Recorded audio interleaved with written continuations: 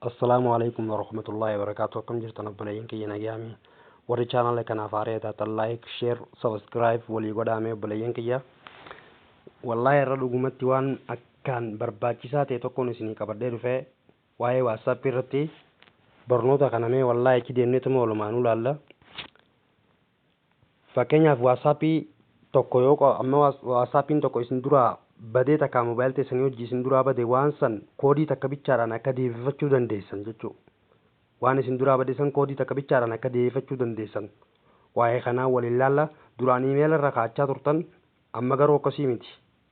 Password domainirraan fanne bichaa itti guutattanii waan isin duraa badee guutumattuu deebifachuu dandeessan. Yoo WhatsAppiin isin duraa badees waan chaatitti keessan waan namaa ergitan waan namni isinii erge hundumaa'u amma san bichaa miti faayidaan isaa seetingii seenaa.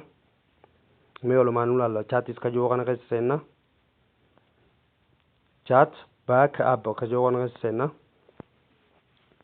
Kun asirra dhufna amma off taatee jirti. Indiin backuppiin tun off taatee jirti tana on godhachuu qabna jechuudha.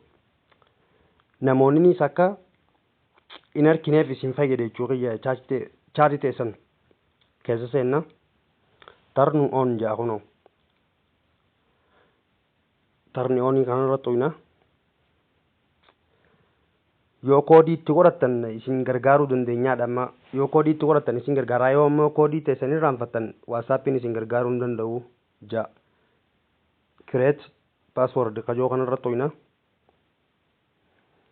Asi kunoo bakki jabduun koodii jabduu ta'e hin irraanfanne ta'uu qabdi koodiin isin itti guuttan koodii jabduu takka ta'e hin irraanfanne.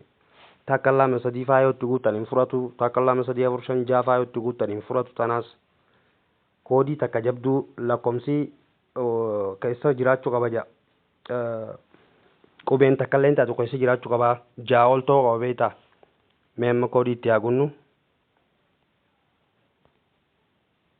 hayyee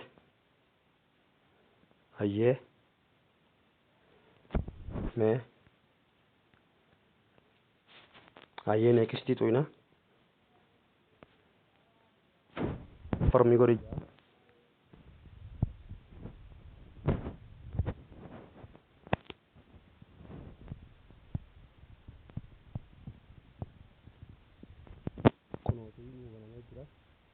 create goona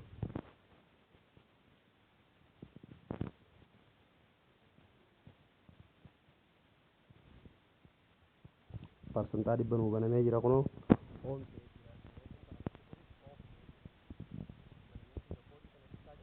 WhatsAppiin keessa yoo isin akka tasaa ta'e moobaayiliin keessan isin duraa badees waan WhatsAppii irratti qabdan waan namaa ergitan waan namni isin ergee chaatii keessan guutumatti gara keessanii deebifachuu dandeessan.